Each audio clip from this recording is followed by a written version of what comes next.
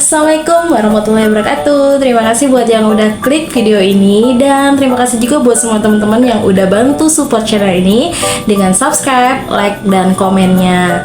Nah, di video kali ini aku ingin cerita tentang pengalaman aku di kehamilan kedua, dan tentunya dengan sesuai judul itu kehamilan kedua dengan hipersalivasi. Dan di video sebelumnya teman-teman semua bisa lihat tentang pengalaman aku hipersalivasi di kehamilan pertama. Di situ aku lihat banyak banget komenan dari teman-teman semua yang ternyata punya pengalaman yang sama dengan apa yang aku rasain gitu. Jadi ternyata ya banyak banget ibu-ibu hamil dengan si hipersalivasi ini. Nah, di kehamilan kedua ini aku pengen cerita nih, apakah ada perbedaan antara kehamilan pertama dengan kehamilan kedua? Apakah semakin parah atau di kehamilan kedua ini udah lebih enjoy gitu? Nah, simak terus ya videonya sampai selesai. Awal aku hipersalivasi di kehamilan kedua itu dimulai dari usia kehamilan aku 4 jalan 5 minggu. Tapi di 4 jalan 5 minggu itu aku nggak ngerasa kalau aku itu hipersalivasi. Kalau di kehamilan pertama dari awal hamil itu aku udah ngerasa air liur aku itu berlebih. Tapi di kehamilan kedua itu startnya mulai dari 4 sampai 5 jalan 5 minggu. Nah, bedanya di jalan 4 sampai 5 minggu itu hipersalivasi yang aku rasain itu tidak langsung separah waktu kehamilan pertama.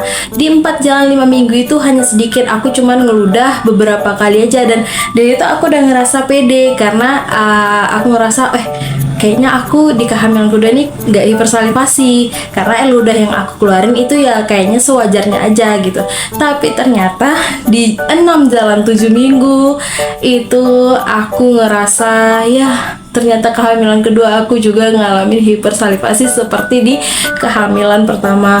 Bedanya di kehamilan kedua ini hanya saja aku tidak ada mual muntah, tidak ada morning sickness. Jadi mungkin agak sedikit membantu karena aku tidak ada mual muntahnya. Tapi untuk di kehamilan kedua ini yang bikin aku agak sedikit sulit itu adalah masalah selera makan.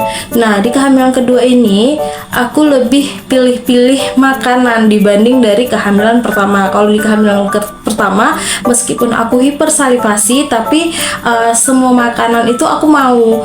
Nah, bedanya di kehamilan kedua aku nggak ada mabuk, nggak ada mual muntah, nggak ada morning sickness, tapi aku lebih memilih makanan gitu. Jadi karena air ludah yang berlebih ini aku jadi sering pilih-pilih makanan. Dan tekanannya di kehamilan kedua ini kita kan punya anak nih. Anak aku itu yang besar umur 2 tahun lebih.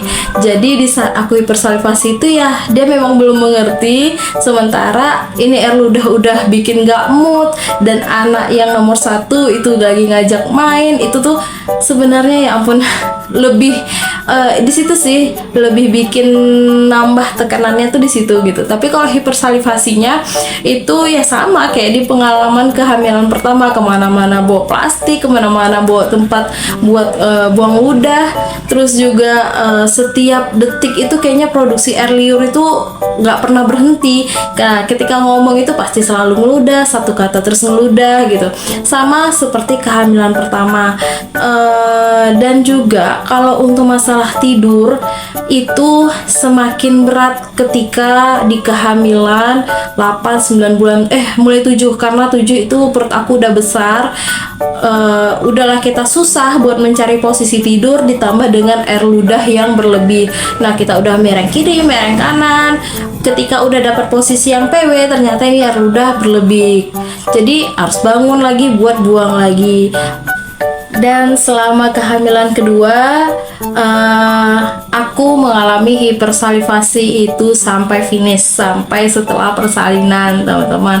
Jadi ya gak ada bedanya dengan kehamilan pertama. Kehamilan kedua ya tetap hipersalivasi. Dan mungkin pernah juga aku baca komen teman-teman yang di video aku sebelumnya tentang pengalaman hipersalivasi juga, cuman itu di kehamilan pertama aku lihat di situ ada juga yang komen ternyata mulai dari hamilan pertama, kedua, dan ketiga dia juga mengalami hipersalivasi. Dan buat teman-teman yang lain yang mungkin tidak mengalami hipersalivasi, yang sesama pernah merasakan hamil, tolong kalau misalnya ada teman kita yang mengalami hipersalivasi itu jangan jangan sampai menyinggung perasaan, karena memang kita ngerasa ketika saya ngeludah gitu, kalau ada yang nggak ngerti pasti ngerasa jijik atau gimana, tapi jujur itu bukan kemauan kita juga nggak mau seperti itu gitu. Dan mood kita itu gampang banget buat rusak, walaupun kita nggak mual nggak muntah, tapi serius teman-teman, capek banget kalau kita harus ngeludah setiap detik, itu capek gitu. Jadi memang mood kita itu gampang banget buat berubah. Jujur ya teman-teman, aku tuh sebenarnya sering banget ada yang nyaranin, coba deh dimakan permen, coba deh makan yang ini, coba makan itu, coba ditelan aja ludahnya. What?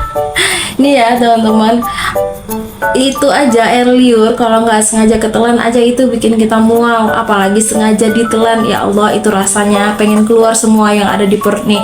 Mau makan permen kayak itu malah lebih membuat air ludah kita tuh semakin berlebihan. Kalau yang aku rasain ya, kalau makan yang asam, asin, pahit apa semuanya itu nggak mampan teman-teman. Jadi memang berhentinya air liur itu ketika hanya kita makan. Jadi ketika kita ngunyah itu baru bisa air liur itu nggak keluar gitu. Tapi begitu berhenti kita ngunyah, otomatis air liurnya itu akan produksi lagi gitu.